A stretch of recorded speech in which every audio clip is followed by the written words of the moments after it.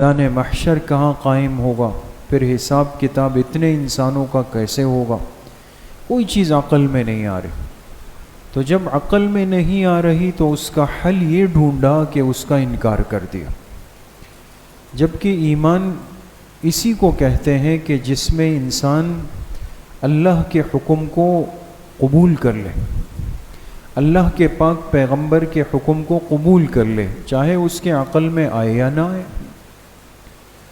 تو اللہ پاک نے فرمایا کہ آج تو انکار کرتے ہیں، لیکن جب قیامت واقع ہوگی تو ایک ڈانٹ ہوگی، فَإِنَّمَا هِيَ زَجْرَةٌ وَاحِدَةٌ، جیسے ایک انسان کو فوراً ڈانٹ کے چپ کرایا جائے، ایک ڈانٹ ہوگی، سب اپنی قبروں سے اٹھیں گے اور دیکھیں گے کہ او ہو، جس کا انکار کیا آج تو وہ ہمارے سامنے آ گئے۔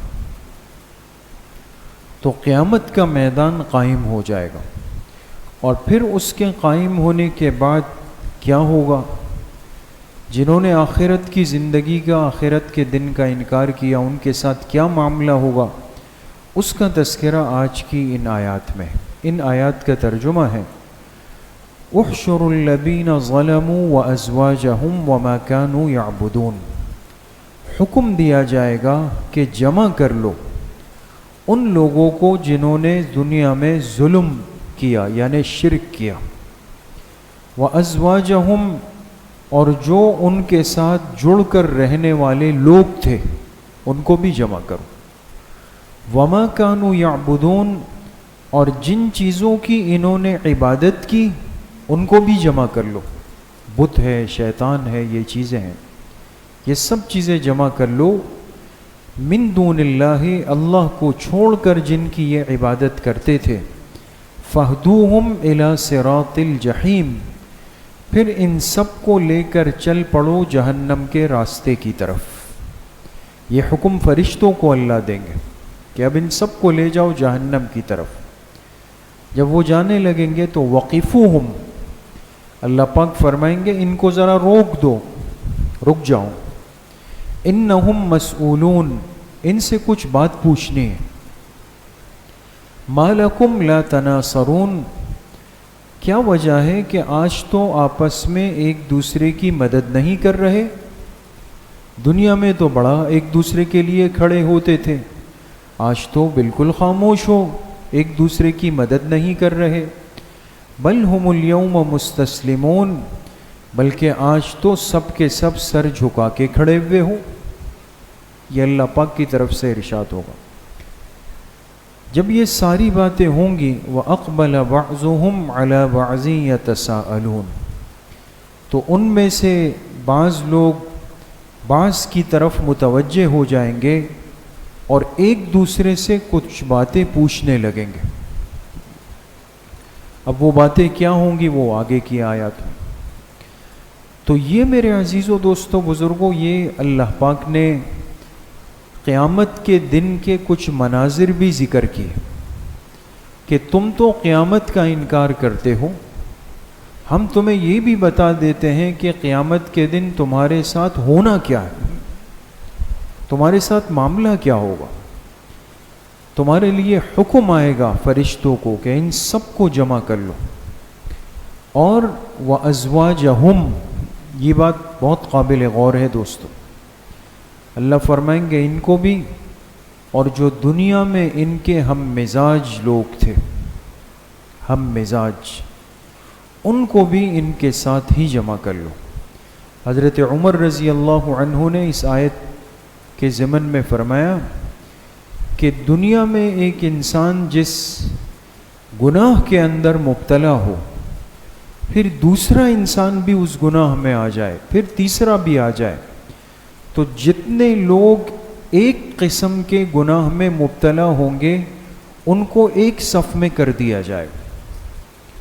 اور پھر مثال دی کہ نعوذ باللہ جو اگر شراب پیتا تھا تو شرابیوں کی لائن الگ ہو جائے گی، بدکاروں کی الگ ہوگی، سود خوروں کی الگ ہوگی، بے نمازیوں کی الگ ہو جائے گی، ہر ایک اپنے ایک ہم مزاج کے ساتھ جڑ جائے گا۔ اس لیے میرے دوستوں، بزرگوں، یہ جو دنیا کے اندر ہم آپس میں کسی نہ کسی کے ساتھ جڑ کر دوستی کر کے مناسبت قائم کر کے بیٹھ جاتے ہیں. تو اس لیے بیٹھتے ہیں کہ ہم میں اور ان کے مزاج میں موافقت ہوتی. اس لیے فارسی زبان کا ایک شعر ہے، کند ہم جنس با ہم جنس پرواز، کبوتر با کبوتر باز با باز. فرمائے ایک جنس دوسرے جنس کے ساتھ بیٹھتا ہے جیسے کہ ایک کبوتر دوسرے کبوتر کے ساتھ اور باز باز کے ساتھ بیٹھتا ہے. انسانی مزاج ہے. اس لیے آپ کہیں بھی چلے جائیں، اب مثال کے طور پہ آپ سب ماشاءاللہ مسجد سے جڑے ہوئے ساتھی ہیں، نمازی ہے. آپ کہیں چلے جائیں، آپ کو اپنی مسجد کے ساتھی نظر آئیں، آپ کہیں گے اوہ بھائی وہ فلاں بھائی بیٹھے ہوئے، چلو بھائی ان کے ساتھ جا کے بیٹھتے. کیوں بیٹھے آپ؟ اتنے سارے لوگوں میں آپ ان کے ساتھ کیوں بیٹھے؟ اس لیے کہ مسجد کے مزاج میں مناسبت. یا آپ کسی مارکیٹ میں کام کرتے ہیں اور آپ کسی شادی میں تقریب میں گئے، آپ نے دیکھا کہ بھائی آپ کی مارکیٹ کے ایک تاجر وہاں آئے ہوئے، آپ کہیں گے اوہ بھائی ہمارے فلاں تاجر ساتھی، ان کے ساتھ جا کے بیٹھتے. انسان کا مزاج ہے.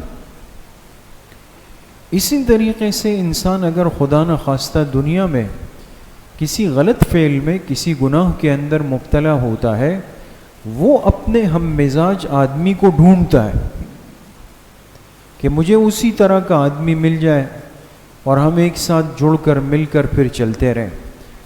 تو یہ معاملہ صرف دنیا کا نہیں. جس طرح یہاں انسان اپنے ہم مزاج کو ڈھونڈتا ہے، مناسبت کو ڈھونڈتا ہے، قیامت کے دن بھی اللہ کی طرف سے حکم آئے گا اور ہر ایک کو اس کے ہم مزاج کے ساتھ جوڑ دیا جائے گا. تو اب آپ بتائیں، خدا نہ خواستہ دنیا میں کسی ایسے شخص کے ساتھ تعلق تھی، صحبت، تعلق، دوستی، اٹھنا بیٹھنا کہ جو اللہ کو ناپسند ہے، تو وہی کون یہ پسند کرتا ہے کہ قیامت کے دن میں اسی صف میں کھڑا ہو جاؤں؟ تو کوئی پسند نہیں کرتا. ایسا خوش نصیب بندہ بھی ہوگا کہ جس نے دنیا میں اپنی نسبت اپنے ہم مزاج لوگ وہ ڈھونڈے جن کا دین کے ساتھ، اعمال کے ساتھ، اللہ والوں کے ساتھ رشتہ ہے، واسطہ ہے، ناتا ہے. تو یہ آدمی جب قیامت کے دن جائے گا تو اس کو اس کے ان ہم مزاج نیک لوگوں کے ساتھ جوڑ دیا جائے گا. اس لیے عربی زبان کے ایک شاعر نے کہا، احب الصالحین ولست منہم. بڑی گہری بات ہے دوستو. احب الصالحین ولست منہم لعل اللہ یرزقنی صلاحا. فرماتے ہیں کہ میں صالحین یعنی نیک بندوں سے محبت کرتا ہوں، اگرچہ خود نیک نہیں ہوں. نیک لوگوں سے محبت کرتا ہوں لیکن خود نیک نہیں ہوں. لعل اللہ یرزقنی صلاحا. اللہ سے امید کرتا ہوں کہ اسی برکت سے اللہ پاک مجھے بھی نیکوں کے اندر شامل کر دیں، ان کے اندر مجھے بھی شامل کر دیں. تو اس لیے آج بہت ضروری ہے کہ دنیا میں ہماری نسبت پاک ہو، ہمارے تعلقات صاف ستھرے لوگوں کے ساتھ ہو. غلط لوگوں کے ساتھ اٹھنا بیٹھنا، ان کے ساتھ ہنسی مذاق کرنا، ان کے ساتھ کھانا پینا، یہ تو انسان کی نسبت کو خراب کر دیتا ہے. اور قیامت کے دن اگر خدا نہ خواستہ ہمیں ان کے ساتھ کھڑا کر دیا گیا تو پھر تو بات ہی ختم ہو جائے گی. اس لیے دنیا میں بہت احتیاط کی ضرورت ہے کہ انسان نیک لوگوں کی صحبت کو اختیار کرے، ان کے ساتھ اٹھے بیٹھے.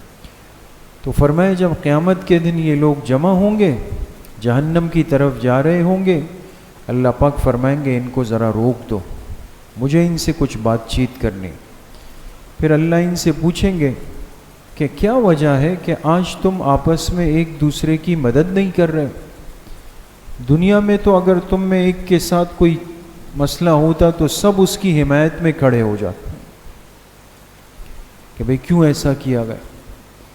اس لیے دیکھیں نا، آپ دنیا میں جا کے کسی غلط آدمی کو اس کے غلط کام سے روکیں کہ بھئی یہ غلط مت کرو، تو 10 آدمی اس کے ساتھ کھڑے ہو جائیں گے اور وہ کہیں گے جی آپ نے کیوں کہا، اس غریب عاجز مسکین فقیر کو ایسا کیوں کہا آپ نے، حالانکہ وہ غریب عاجز مسکین وہ ہوگا جس نے پورے علاقے کو سر پہ اٹھایا ہوگا، سب کو پریشان کر کے رکھا ہوگا۔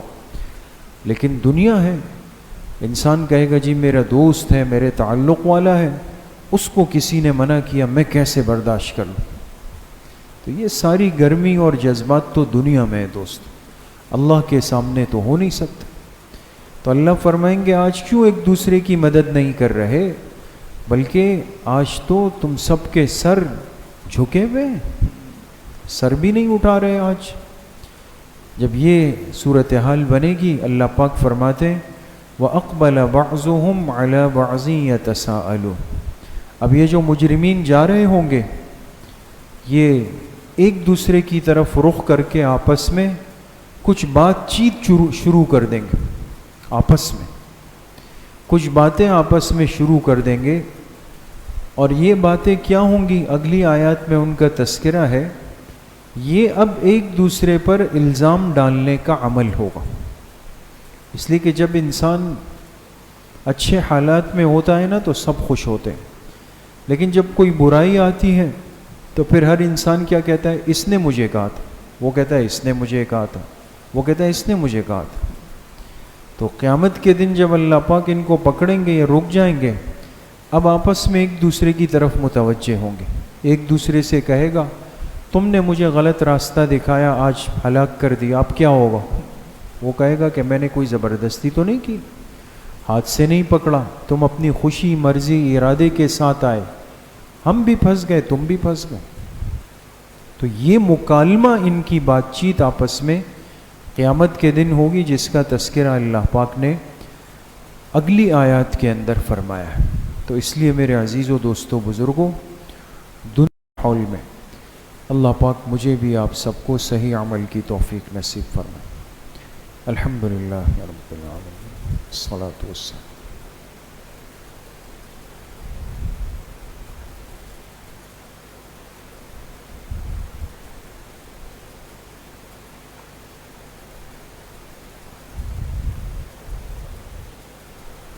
وصلی اللہ وسلم علی نبینا محمد وآلہ واصحابہ اجمعین برحمتہ۔